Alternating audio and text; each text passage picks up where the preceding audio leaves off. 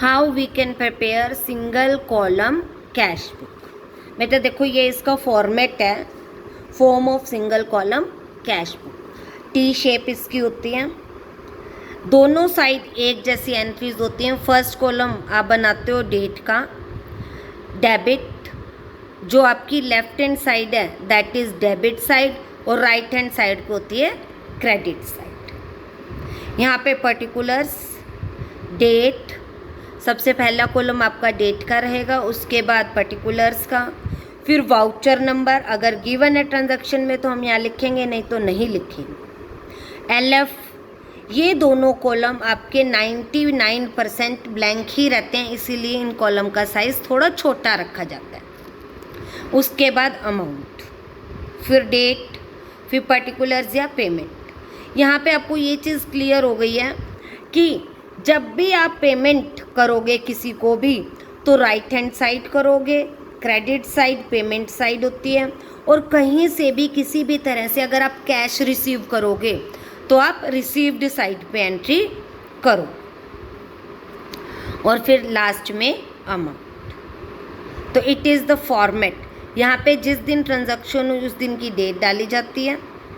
उसके बाद जो दूसरा अकाउंट है, for example we cash received from Ravi, तो यहाँ पे टू रवि आ जाएगा। सभी रिसीप्ट की साइड की जितनी भी ट्रांजैक्शन को हम एंटर करेंगे वो टू से एंटर होंगी, और पेमेंट साइड की एंट्रीज सारी बाय से होंगी।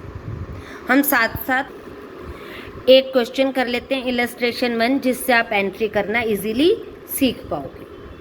सबसे पहले आप इस तरह से फॉर्मेट प्रिपेयर कर लोगे, जहाँ पे आप लिख लोगे ऊपर cash book, date, particular, voucher number, LF, amount, date, particular, voucher number, LF and amount. उसके बाद एक एक एंट्री को आप पढ़ोगे, एक एक ट्रांजैक्शन को, और यहाँ एंटर करते जाओगे।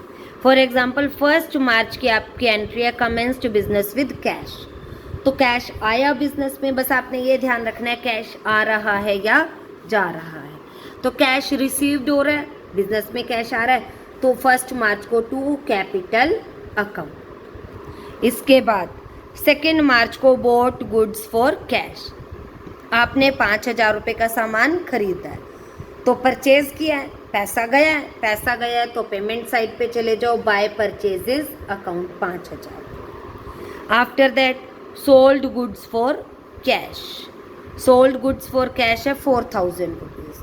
सामान आपने बेच दिया है, बेचा है तो पैसा रिसीव किया, तो आप डेबिट साइड यानी कि रिसीप्ट साइड पे जाओगे, टू सेल्स कर दोगे। 5 मार्च को टू सेल्स कर दोगे।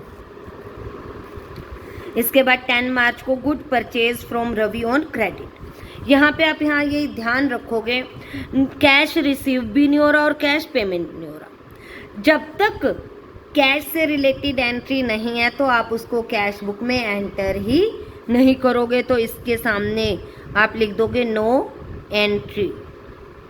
और आप क्वेश्चन के एंड में नोट भी दे सकते हो, cash book never record credit transaction, उधार के लेन देनों को ये नहीं लिखता।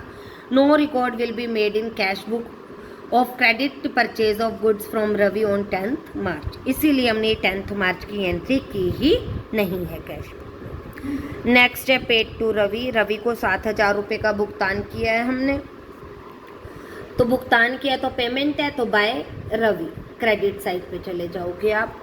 उसके बाद कैश सेल्स, नगद सामान बेचा है तो पैसा रिसीव किया है, तो यहाँ पे रिसिप्ट साइड पे चले जाओगे, to sales 8,000। Next purchase furniture for cash, furniture खरीदा है आपने, पैसा गया, फर्नीचर आ रहा है that's different thing.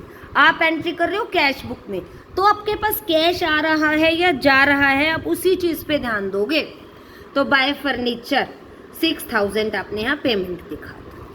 Next paid wages, आपने मजदूरी का भुगतान किया। जब भी भुगतान करना है आप पेमेंट साइड इजीली फटाफट चले जाओ, बाय वेजेस 380 रुपीज़। उसके बाद आपने रेंट पे किया है, पेड रेंट, तो बाय रेंट कर दो। उसके बाद आपने रिसीव्ड कमीशन, रिसीप्ट है तो आप डेबिट साइड जाओगे, टू कमीशन कर दोगे 600 रुपीज़। नेक्स्ट एंट्री आपके पास विड्रॉ फॉर पर्सनल एक्सपेंसेस, तो ये आपकी ड्रॉइंग्स होगी। पैसा तो गया है ना बिजनेस से, तो बाय ड्रॉइंग्स हो जाएगा 1000 रुपीज़। पेड सैलरी, सैलरी का भुगतान किया तो बाय सैलरी 900 रुपीज़ आपने यहाँ कर दिया। अब आप टोटल पेमेंट्स लिख लोगे, क्योंकि ये सारा पेमेंट साइड है और ये सारा रिसीप्ट साइड है। टोटल रिसीप्ट कर लिया और टोटल पेमेंट्स कर लिया। बाय बैलेंस सीडी हो गया 11,920 रुपये। ये कैसे कैलकुलेट किया आपने?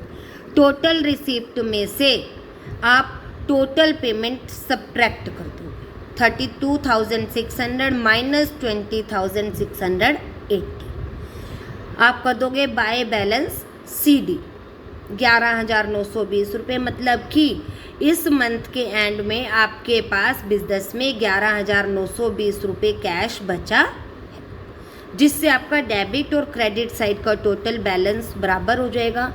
क्योंकि कोई भी अकाउंट जब आप प्रिपेयर करते हो, आप ये हमेशा याद रखोगे कि आप बैलेंस करके उनका टोटल बराबर कर देते हो, तभी वो आपका अकाउंट क्लोज होता है, कंप्लीट होता है। तो टू बैलेंस विधि में आपके पास 11,920 रुपये यहाँ पे नेक्स्ट मंथ के स्टार्टिंग से जब कैश बुक कंटिन्यू होगी तो ये आप लेके चलो।